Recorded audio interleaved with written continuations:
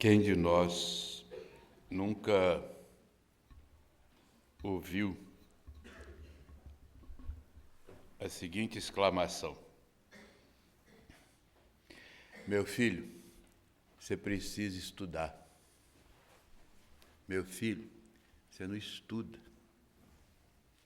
Olha o seu boletim, meu filho. Parece uma árvore de Natal, tudo vermelho. Aí o menino diz para a mãe assim: mãe, estudar é chato. Aí ela responde: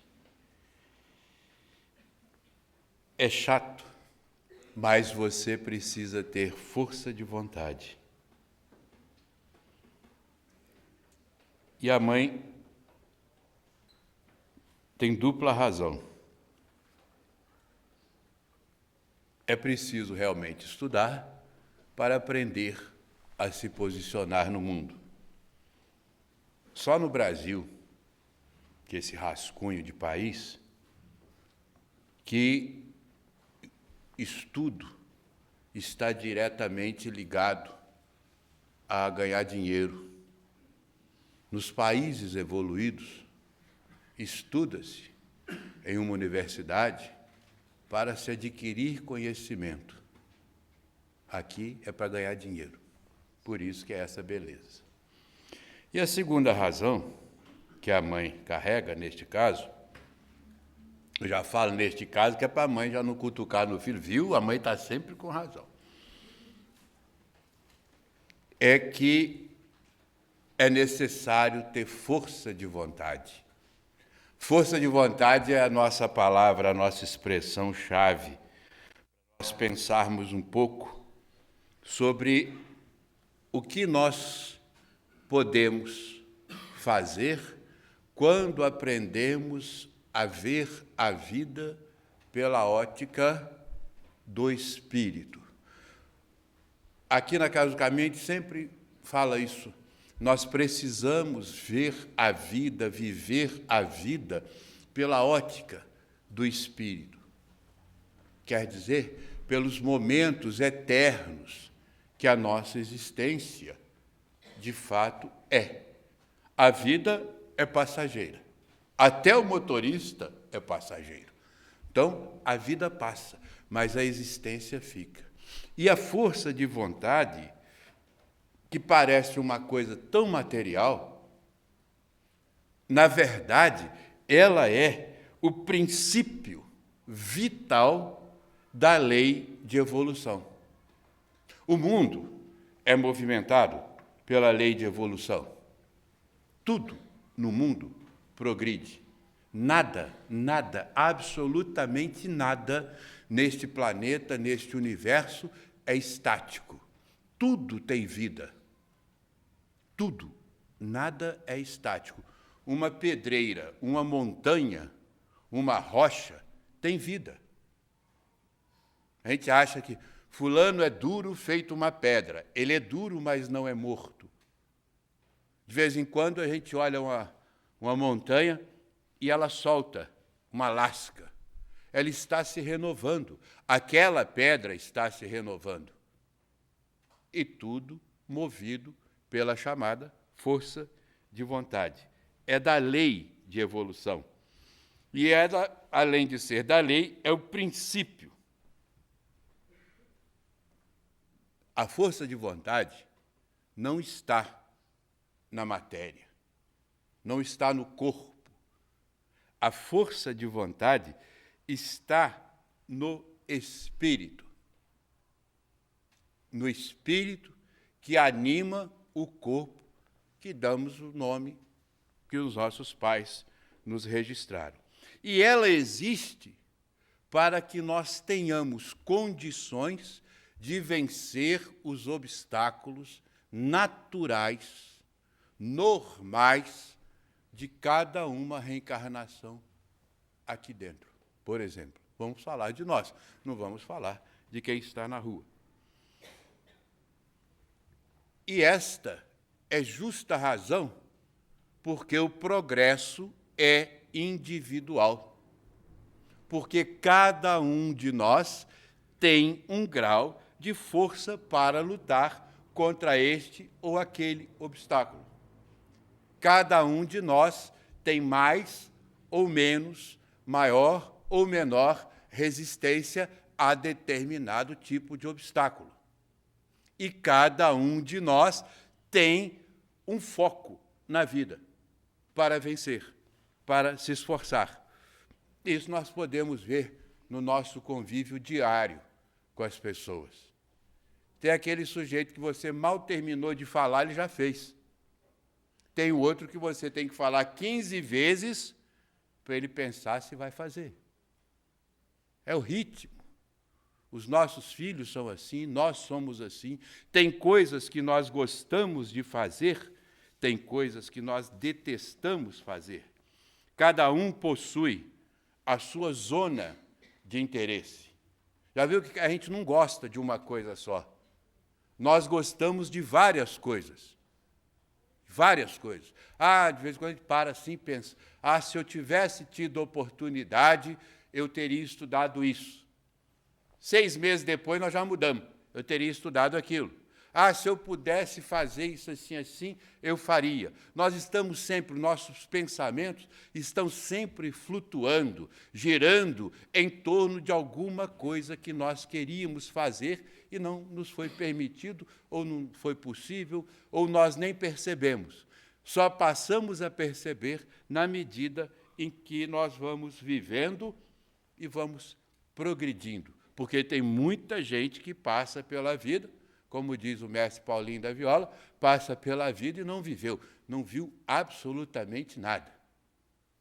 Essas vontades é o que nós chamamos de talento. Cada um de nós possui um grupo de talentos que vêm sendo desenvolvidos e acumulados ao longo das existências. Por isso que, às vezes, nós vemos uma pessoa fazer alguma coisa, nós logo perguntamos, fulano, como é que você consegue fazer isso? Deus me livre, não tem menor jeito para isso. Não é assim? Nós sempre observamos o que o outro faz e nós não conseguimos. Isso é talento. Vem no espírito. É mensagem dos conhecimentos acumulados e as habilidades acumuladas ao longo das reencarnações. Então, esta força de vontade que nos movimenta, ela atua nos 2 planos da vida. No plano visível, que é o plano material, mas a sua origem está no invisível. A origem da força de vontade que carrega, que impulsiona as nossas aptidões, é do espírito. E quanto mais ele se empenha, mais ela se esforça, ou ela se reforça. A força de vontade é como nós poderíamos dizer que é o moto contínuo, é o motor, é o princípio vital que vem da vida superior para a vida material. Vem do plano superior, quer dizer, do plano espiritual, para o plano material. E ela Leon Denis diz que a força de vontade é a maior de todas as potencialidades humanas. Quer dizer, de tudo que nós temos, de todas as características, de todos os talentos, de todas as capacidades, conhecimentos que nós temos, cada um de nós, a maior de todas é a força de vontade, pois é ela que nos faz ir a algum lugar, é ela que nos faz realizar alguma coisa, é ela que nos provoca a vontade de viver, ponto 1. É a força de vontade que nos provoca a vontade de viver, não é um instinto. Ninguém vive, nenhum ser humano vive por instinto. Nós vivemos por vontade. Quando nós abandonamos essa vontade, quando nós perdemos a vontade de viver, nós ficamos doentes. Aí vem a depressão, tarará, tarará, tarará, tarará, tarará, uma série de doenças. Então, a força de vontade é o que nos impulsiona a viver. E nos impulsiona, um pouquinho mais adiante, a desenvolver em nós a vida. Vontade de viver e desenvolver em nós a vida. O que vem a ser isso? Pensarmos como nós podemos, devemos e nos posicionamos melhor no mundo. Como, o que eu devo fazer, o que eu faço para melhorar a mim mesmo e trafegar pelo mundo de maneira mais suave, com todas as dificuldades que carrego, que tenho, que o mundo me apresenta. Como eu posso ser feliz em um mundo tão conflituoso, em um mundo tão conturbado? Isto é a vontade de viver que cada um carrega em si, dentro do seu nível de compreensão. O nível de compreensão nós podemos medir por aquilo que nos irrita, por aquilo que nos perturba, por aquilo que nos desequilibra. Por exemplo, nós estamos num lugar qualquer, conversando um assunto gostoso, batendo um papo delicioso, aquele papo baixinho, quase que confidencial. Aí lá fora, um sujeito bota aquelas músicas excelentes, que tocam no Faustão, por exemplo. Aí a pessoa está conversando com a gente um assunto delicioso, e nós voltamos a atenção para o barulho lá fora. Paramos de pensar e prestar atenção no amigo e ficamos escutando o que está a quilômetros de distância. É isto. Nos irritamos, levantamos e vamos embora. E deixamos o nosso amigo aborrecido. Ou até agredimos alguém, como a falta de educação. Desequilibramos o ambiente. É isto que a força de vontade nós conseguimos nivelar. Qual é a nossa força de vontade para enfrentar as dificuldades que o mundo nos apresenta? Porque dificuldade não é só doença, dificuldade não é só dívida, isso aí é corriqueiro, faz parte da vida. Se dinheiro fosse problema, o Senado Nacional seria o paraíso da sanidade.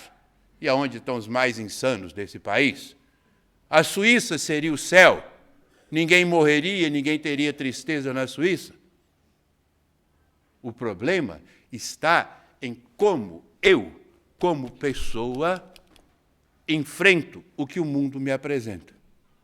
Qual é o meu empenho para receber aquela pancada, absorver e continuar a vida? Isto é viver e ter a vontade de viver. Eu não ligo. Eu vou andando e que se dane o mundo. Diria até o Carlos Drummond de Andrade, que fez uma brincadeira, que se dane o mundo, eu não me chamo Raimundo, e se chamasse seria a rima e não a solução. Nós não podemos viver nesta de que se dane o mundo. Por pensar assim, olha o país como está. Alguém movimentou uma força de vontade coletiva e despejou o balde. E aqueles que viveram na base do que se dane o mundo, agora estão tendo que se explicar ou explicar o inexplicável.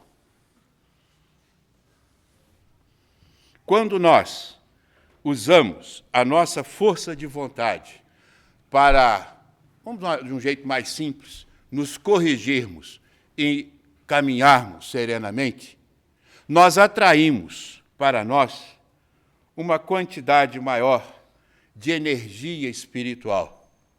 O nosso corpo, o nosso espírito encarnado, absorve, melhora o seu nível de recepção e recebe essas energias e se equilibra. Ele se equilibrando, ele permite ao corpo que observe coisas que ele não sabia que existiam. E assim, neste moto contínuo, nessa reciprocidade, nessa dialética entre plano material e plano espiritual, nós vamos vivendo melhor. É o que o Espiritismo nos ensina. O Espiritismo não fala em salvação, em conversão, em movimentar as massas, em fazer uma grande revolução de grito, de multidão. É a revolução interior. Aprender a se melhorar para melhorar o mundo com o seu exemplo. Estuda, põe em prática, a espiritualidade observa e diz assim, invista nele. Ele está se esforçando. Mostre para ele, mentor, mostre para ele, dá uma ajudinha, alivia, dá um descanso. E aí nós vamos melhorando. O nosso corpo fluídico vai sendo ativado e nós vamos percebendo as vibrações do ambiente e vamos caminhando com mais serenidade. E vamos percebendo que mesmo que o mundo pareça um grande hospício, é uma escola. E uma escola em que o mestre nos mostra o caminho a seguir. Só não fazemos se não quisermos. E nós vamos nos preparando para melhorar a vida material, para melhorar a vida espiritual. Porque ninguém melhora o seu nível vibratório sem se corrigir. Essa história de santo, o homem é que inventou. Santo é uma coisa inventada lá na Roma antiga, lá nos gregos, que as religiões tradicionais mantêm vivas. O exemplo, o ensinamento é a correção. E nós só conseguimos nos corrigir com força de vontade. Um exemplo simples. Tem um sujeito, um amigo nosso, parado ali na esquina, fumando um cigarrinho, dando aquela tragada bacana, cheio de pose. Ele chega chupando, os olhos até esbugalham. Quem já fumou sabe como é bom. Pode matar, mas que morre-se com prazer, morre-se. Aí o sujeito chega perto dele, fulano, para de fumar, isso vai te matar. Aí ele responde assim, se fumar, morre. Se não fumar, morre, eu morro fumando. Mas cuidado, que você vai morrer com sofrimento e tal. Aí ele vê que o papo é sério, ele diz assim, eu não consigo. Eu já tentei parar. Já fiz tratamento, já fiz isso, já fiz aquilo, coisa. Eu diminuo, mas aquelezinho eu não consigo. Quem já fumou e parou sabe como é difícil. É necessário uma força de vontade hercúlea. Porque nós, para deixarmos o cigarro, nós precisamos ter um amparo espiritual muito grande. Por quê? É vibração. Quando nós vibramos, nós atraímos para nós espíritos do mesmo nível. E aqueles que desencarnaram fumando se aproximam de nós para, na tragada, absorver um pouco daqueles produtos que eles sentem falta e não conseguem fumar pela ausência do corpo físico. Então vejam como a força de vontade é uma potência que movimenta forças invisíveis e ainda inimagináveis para quem não conhece um pouco de doutrina espírita. É o que a ciência está começando a caminhar por ela, que é a vibração, é o magnetismo. E esta força, como eu já disse e torno a repetir, ela existe em todos os planos da vida. Se nós observarmos, é muito bonito, a gente liga a televisão naqueles canais de documentário e eles mostram o universo, a perfeição, o equilíbrio, tudo funcionando dentro da mais absoluta ordem. Porque o universo, e em suas leis, obedece à força de vontade do Pai. Deus, o grande organizador disto tudo. inteligência suprema, causa primeira de todas as coisas. Foi a resposta que o Espírito deu a Kardec quando ele perguntou o que é Deus. Inteligência suprema, causa primeira de todas as coisas. A força de vontade é esta emoção. Por exemplo, um atleta, um músico, um jogador de futebol, para estar ali, naquele momento, o músico, para se apresentar 2 segundos, se levantar em meio a uma orquestra de centenas de pessoas e tocar meia dúzia de notas. Ele ensaia meses, estudou a vida inteira, para tocar meia dúzia de notas, sentar e desaparecer no anonimato da orquestra. Aí a gente diz, como pode, estudando solitariamente, dentro do seu estúdio, ali, para apresentação mínima, anônima. E assim somos todos nós, cada um de nós que realiza a sua tarefa diária, seja ela qual for, se tem, lógico, a intenção de dar uma caminhada, um passo adiante ou vários passos adiante no seu percurso pelo mundo, ele tem esta preocupação de manter a qualidade das suas ações diárias nas suas tarefas. Ter a força de vontade de dizer não à rotina, de dizer não ao que é comum, ao desrespeito, à grosseria, ao egoísmo. Não é algo que nós vamos fazer de uma maneira espetaculosa. É rotina. Por quê? Tem 2 tipos de força de vontade.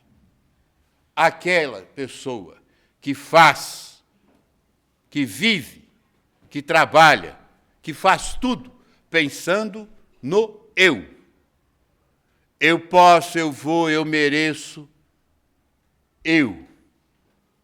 E aquele que trabalha, vive, pensando no nós. Aí estão os 2 lados. Quando nós pensamos no eu, nós estreitamos o nosso raciocínio. Porque nós somos fechados nos pequenos prazeres, nas coisas miúdas. Tanto é que nós nos aborrecemos à toa. Nós discutimos por bobagens ridículas. Eu gosto muito de poesia, eu gosto muito de música. Então, quando eu estou com muita raiva, eu vou ler poesia. A gente vai por um caminho que... E tem uma letra do Oswaldo Montenegro, que ele chamou de A Lista. Quem não conhece, pega a letra na internet, escreve A Lista Oswaldo Montenegro. É o resumo das pessoas que vivem o eu. Ele pede para você fazer uma lista dos grandes amigos, ainda de lá, que você via 10 anos atrás. Você vai ver que você não vê mais ninguém. Era o seu melhor amigo e você não tem a menor ideia de que ele seja. Aquela pessoa que você amou desesperadamente, quase se matou. Ela nem lembra que você existe. O segredo ferrenho que você contou debaixo de 7 chaves, a pessoa que ouviu esqueceu. Então, tudo que nós gostamos, que nós vivemos no eu, é passageiro, é miúdo, é pequeno e é problemático, porque desperta em nós uma força gigantesca e maléfica, que é o egoísmo. O egoísmo leva à morte, lenta, dolorosa e contagiante. Se nós pensarmos, por exemplo, que Adolf Hitler matou alguns milhões de pessoas movidos pura e exclusivamente pelo quê? Pelo egoísmo. Um louco que encontrou audição no ouvido de outros loucos, todos movidos pelo mesmo sentimento, o egoísmo. Eu vou fazer isso porque eu acho que é certo. Pronto, quem pensar diferente morre. Assim funciona. Essas são as pessoas que vivem o eu. Aí a gente diz, mas o Hitler era um louco. Mas quando a gente fala Hitler, nós estamos falando de centenas de pessoas que conviveram e orquestraram o que ele fez. E quantos loucos estão por aí? Dirigindo empresas, caminhões, automóveis populares, automóveis importados. Quantos egoístas avançam o sinal, jogam o carro em cima da faixa do pedestre, para em cima, na vaga de deficiente. Não vem ninguém aqui agora não, pronto, acabou. Um dia eu ouvi um sujeito falar assim no aeroporto. O guarda falou, o senhor está em cima de uma vaga de deficiente. Ele falou, não, mas tem mais 9, não tem ninguém aqui em cadeira de roda. O egoísta não respeita o mínimo da lei. É essa pessoa que vive o eu. Ele não consegue realizar absolutamente nada. E espiritualmente há um reflexo interessante. As reencarnações vão se repetindo e ele vai passando pela vida, pelas vidas, sem perceber absolutamente nada. E as dores vão aumentando. Por quê? Se não vai pelo amor, quer dizer, pela inteligência, pela compreensão, quando se fala evangelho, o evangelho fala em amor, ele está falando em atenção. Amar ao próximo é ter atenção, é dar atenção, dar importância, perceber que tem alguém ao seu lado. Não importa quem seja, como seja, de que tipo seja, é uma pessoa exatamente igual a você. Então, o egoísta não consegue enxergar isso, porque é só ele. E ele se torna insaciável, porque o egoísmo é um processo obsessivo crescente. Quanto mais ele tem, mais ele quer. E quanto mais ele tem, mais ele quer, mais ele vai manobrar para ter. E nunca vai ser feliz. Por isso, aquele ensinamento do Evangelho, da dificuldade do rico entrar. É mais fácil o camelo passar pelo furo da agulha do que o rico entrar no reino dos céus. Aí tem gente que faz um monte de analogia, eu morro de rir. Porque é um erro de tradução. Camelo era uma palavra em hebraico que, na verdade, era corda. Não importa. O que quer dizer que é difícil entrar no reino dos céus, porque a riqueza, na época, era expressa como quem possui muitos objetos de ouro, metal. Então eram objetos grandes, jarras, e aquilo ia sendo colocado em sacos e sacos e sacos e carregado nas costas. Para se chegar ao céu, tem que subir a escada de Jacó. E subir a escada, uma longa escada, carregando peso, um fardo, é muito difícil. Esta é a alegoria das pessoas que só pensam no eu. E aqueles que são movidos pelo nós são pessoas mais serenas. Pessoas mais serenas porque dividem não os problemas, mas dividem a própria vida. Quando nós falamos assim, fulano de tal fez isso, ele fala, não, eu não, nós fizemos. Quando usamos a expressão nós, eu saio de foco. Quem disse o nós sai de foco, distribui a tarefa realizada para várias pessoas. Espiritualmente, há um ensinamento gigantesco aí. Quando nós saímos de cena, deixamos de lado o eu e colocamos o nós, os inimigos do bem nos perdem, não nos enxergam, porque eu não disse eu fiz. Quando eu falo, a Adriana disse, a gente vibra, e os ouvidos espirituais nos escutam.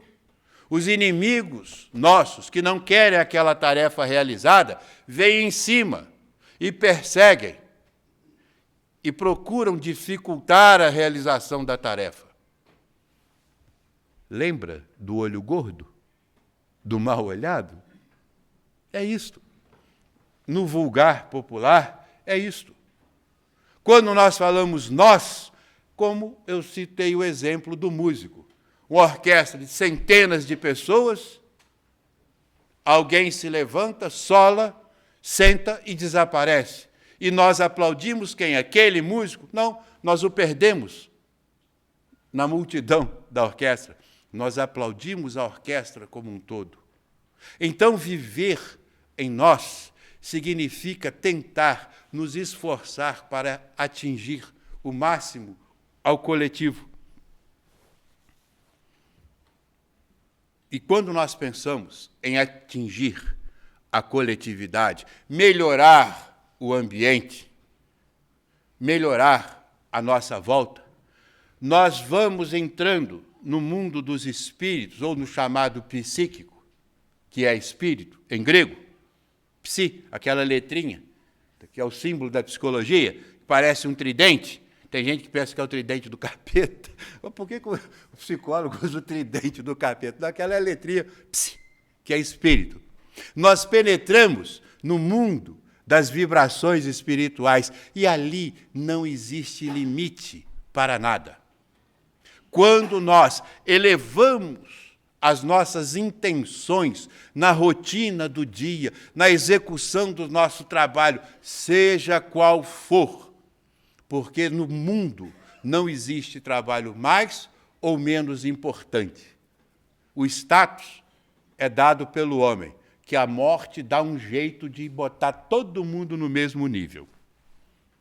Nem túmulo hoje tem status mais, é só uma plaquinha de mármore com o nome do falecido. Daqui a pouco, para economizar, vão botar só um código de barra, para saber quem é, passa a leitora. Antes tinha, né, túmulo dos ricos, fica na frente dos grandes cemitérios, né, com anjos de mármore, e o dos pobres lá no alto do morro, uma cruzinha, e olhe lá, hein? E olhe lá. Quando não, na vala comum.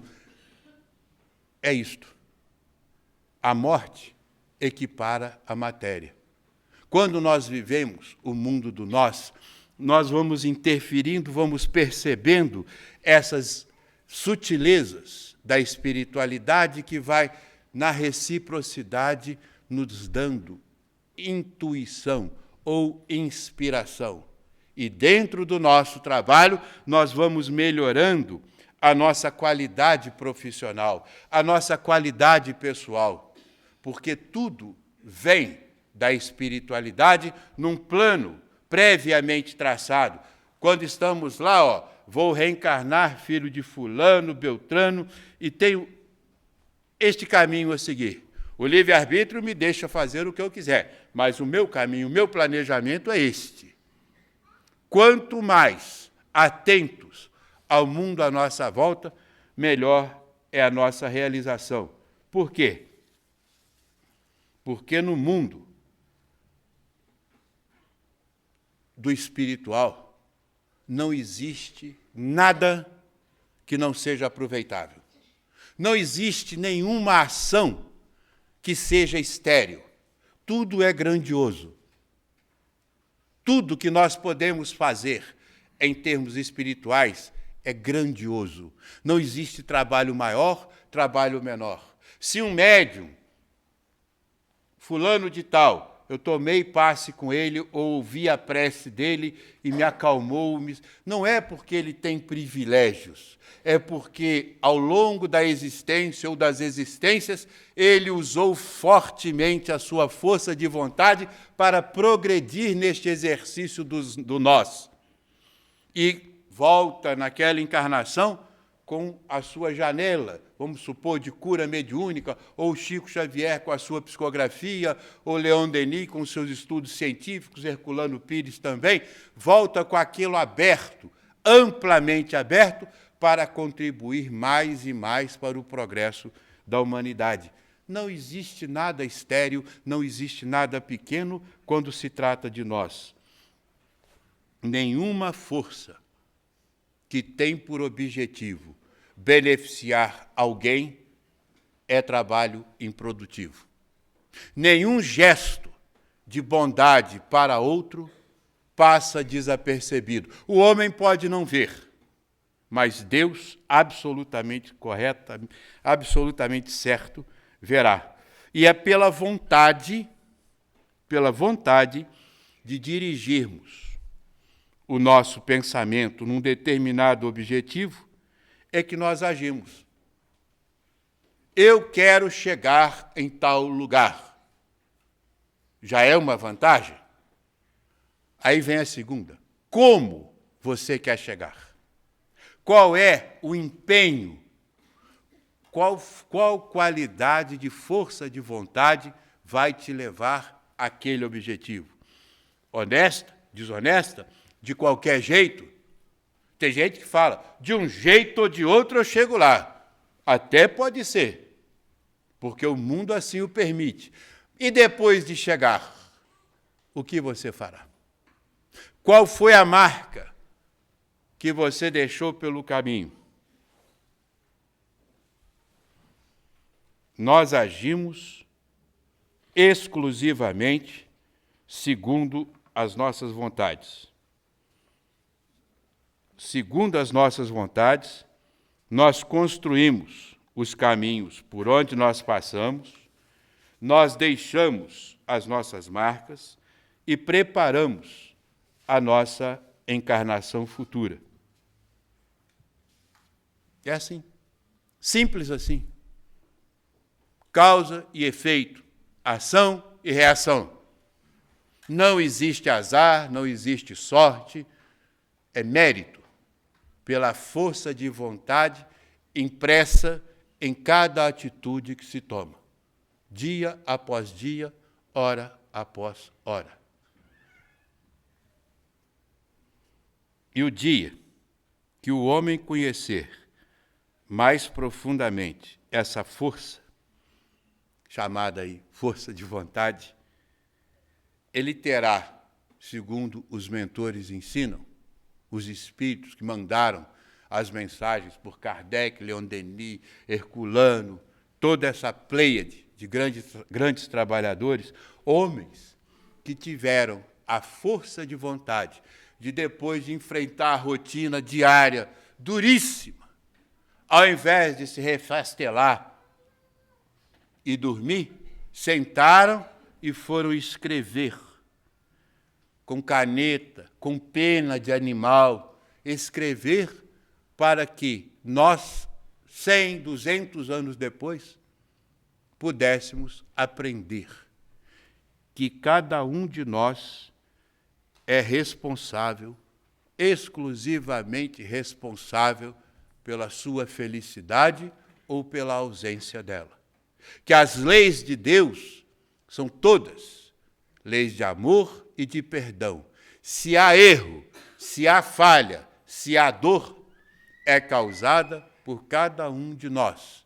Deus não criou o mal. Tem gente que diz, Deus criou o bem e o mal. Não, Deus criou o bem. O mal é resultado das ações egoísticas de cada um de nós ao longo dos milênios, ao longo dos séculos.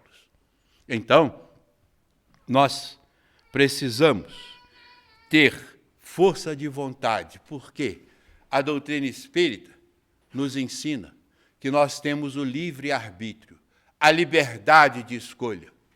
Nós podemos fazer o que quisermos, mas temos todas as responsabilidades sobre as consequências de nossas ações, de curto, médio e longo prazo. Que Deus nos dê força, nos dê equilíbrio, para que usemos bem o nosso livre-arbítrio e que nós tenhamos condições de perceber como a nossa liberdade é séria e que a nossa força de vontade interfere na minha e na nossa vida como um todo. Fiquemos com Deus.